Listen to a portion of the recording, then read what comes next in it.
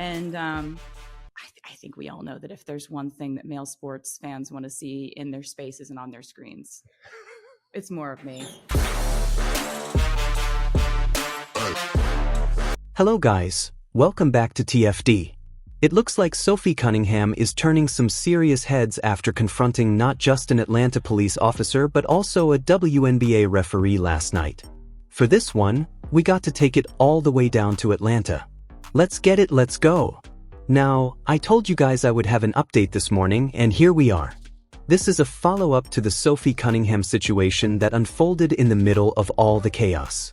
Odyssey Sims hit the floor very hard during the game, and of course, her teammates rushed over to check on her. But what made this whole thing blow up is what happened at half court.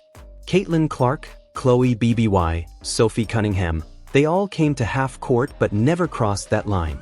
They stayed right where they were supposed to. Still, somehow, someway, we had an incident. Enter the so-called Paula Blart mall cop moment. Yep, you heard me right. The security presence in Atlanta was acting like Sophie Cunningham was about to sprint out there and start a fight. First of all, she's literally in a leg brace contraption. She can't even move like that. Yet this officer decided to bow up on Sophie like she was about to storm the floor. Completely unnecessary. And you could see it in Sophie's body language. She wasn't having it. She stood her ground, looked the officer dead in the face, and let it be known she wasn't backing down. Now let's not forget what else happened. The Fever did the impossible. They pulled off the upset and advanced to the semifinals. That should have been the headline. But no, instead, we're talking about security in Sophie's face. I said it last night, and I'll say it again. Why in the world was that security guard all over Sophie Cunningham? There was no threat, no violation, nothing. And of course, as soon as it happened, here came the haters. You know how they do. Quick to jump online, throwing shade, saying vile things about Sophie. And let's just call it what it is. A lot of it comes from a place of jealousy and flat-out racism. They hate Sophie because she's white, she's talented, and yes, she's stunning. Let's not sugarcoat it. Sophie Cunningham is one of the most beautiful women in the league. That's not even up for debate. And people can't handle that. They don't like her confidence. They don't like that she shines on and off the court. Meanwhile, let's circle back to Odyssey Sims. When she came crashing down to the floor, that was a scary moment. It almost had a flashback feel to when Angel Reese laid that hard foul on Caitlin Clark last season. Same type of energy. A borderline clothesline.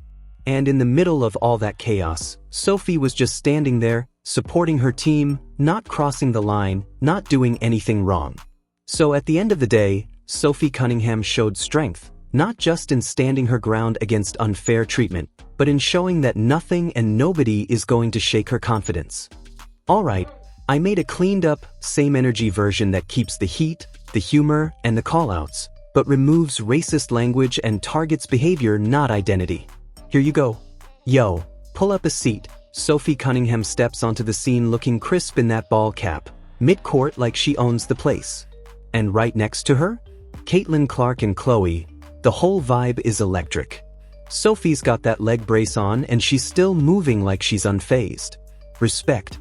Then out of nowhere, here comes Mr. Big Energy. You know the type. Strutting up like he's filming a movie. Bro, what are you doing? You see the brace, you see the situation, and you still stroll in front of a player like you're trying to play hero. That ain't it. And get this. The cop moves in all aggressive, like he's auditioning for a role. Who told him to front? You're not handling anything, you're escalating. It's a flex for clout, pure and simple. Trying to make yourself the headline out here instead of doing your damn job. Unprofessional? Understatement. Then the online vultures appeared, quick as lightning. People piling on, ready to mobilize the outrage machine. Fire on him. Real mature. Guess what we've learned 100 times? Internet pitchforks don't care about truth, just toxicity. Folks rush to judge, but skip the receipts. That's the problem. And you know what makes it worse? The hypocrisy. I'm seeing the same chatter, the same loud voices calling for consequences in one case, then turning a blind eye in another. If you're gonna scream for justice, at least be consistent. Don't use someone else's pain to chase clout. Here one wrote, Attack of the Crackers. Sophie Cunningham cripple leg bitch and her man screech please sit the fuck down. Sophie's over here trying to recover from an incident that never should have happened, and instead of focusing on accountability, we get spectacle. Players deserve respect. From fans, from refs, from law enforcement, especially when they're clearly vulnerable. So yeah, it got ugly. Predictable, but ugly. People trying to leap into the spotlight, acting like they're the moral police when really they just want attention. Sophie, keep your head up, you showed up, played with heart, and that's what matters. Everybody else? Sit down, do better, and stop trying to be street court celebrities when nobody asked. It's ugly. Look this. Sophie Cunningham is a trick-ass bitch. I stand on that. Sophie Cunningham out here again, man, and let me just say it straight, she's moving wild. I stand on that. And before we even dive in, some of y'all in these comment sections need grammar lessons. I mean, phew, the spelling in there gets dangerous. Suit up with a dictionary, please. Anyway, somebody tweets, her being weird towards the security officer as if she's entitled to do what she wants told me exactly what I needed to know about her. And I'm sitting here like, yup, did it though? Didn't it tell you exactly what you needed to know? Because she literally just strolls out there, plants herself at mid-court, and suddenly we got Paula Blart mall cop energy coming in full throttle. Then here comes Wheezy McMalcop trying to puff up like it's his moment in the spotlight, getting in Sophie's face like he's about to break up a brawl, when in reality, it's just Sophie standing there. Bro, what are we doing? What's the assignment here? Nobody asked you to star in this. And yo, I'm glad I'm not the only one seeing this. Because the comments section? On fire. Folks calling it exactly how it is. Pin a rose on your nose, type energy. Translation: unnecessary, corny, and awkward all in one. Listen, Sophie's not fooling anybody. She's out here catching headlines for all the wrong reasons, riding Caitlyn's wave, trying to stay relevant in the chaos. Top-tier loser behavior. If you need a coattail to hold on to, that already says everything we need to know. But that's the game, right? Some people play ball. Some people chase clout. And right now, Sophie, we see which lane you're swerving in. When you look at the analytics, the numbers don't lie. There are only 3 players in the entire WNBA that consistently dominate when it comes to search traffic, engagement, and overall popularity. Number 1, Caitlin Clark. Number 2, Angel Reese. And then, believe it or not, it's Sophie Cunningham sitting right there at number 3. Think about that for a second. She's basically the 3rd most popular player in the league right now. The buzz around her, the clicks, the mentions, it's all real. And get this, the Indiana Fever, they've got 2 of those names on the exact same roster. Caitlin Clark and Sophie Cunningham. That's wild. But let me keep it real with you. Look these comments. I can't stand her. I know you can't either. We all see through the act. Go sit down somewhere with that whole enforcer label, because last I checked, being injured doesn't make you intimidating. The numbers may be saying she's a top 3 star in popularity, but if we're talking about what actually matters on the court, that's a whole different conversation. Now look at this. JJ Wright tweet this. This shit from Sophie Cunningham and Caitlyn is getting ridiculous. Get off the court. You're not coaches or should be given this leeway to be all the way up at half court. The W needs to address this nonsense. JJ Wright, man, are you serious right now? Like, are you for real? I gotta ask, what's going on with you? Because there is no way, no possible way, that a grown man actually sat down, typed that out, and hit post. I just can't believe it. And then to double down? To actually go after people who stood up? That's the part that really gets me. Because let me tell you, a lot of people stood up for Sophie last night. A lot. Fans, teammates, voices all across the board, they had her back. And instead of recognizing that, instead of letting it ride, you decided to take shots? That's weak. That's not leadership, that's not respect, that's just embarrassing. Now look this, another one. I don't like Sophie Cunningham standing there trying to intimidate the black security guard at the game. Like girl fucking move. I'll give this person credit. They actually fired back with a reply tweet that said, if the cop was white and the player was black, you'd be crying about racist police. What a joke. And you know what? Absolutely. Absolutely. That right there is keeping it real. That's keeping it 100. Because let's be honest, how in the world does Sophie get called a racist when the whole situation was her checking on her black teammate? Make this make sense, folks. You can't. And this next one? This is the worst take of all. I don't care if I get fired. Charlie Kirk had it coming.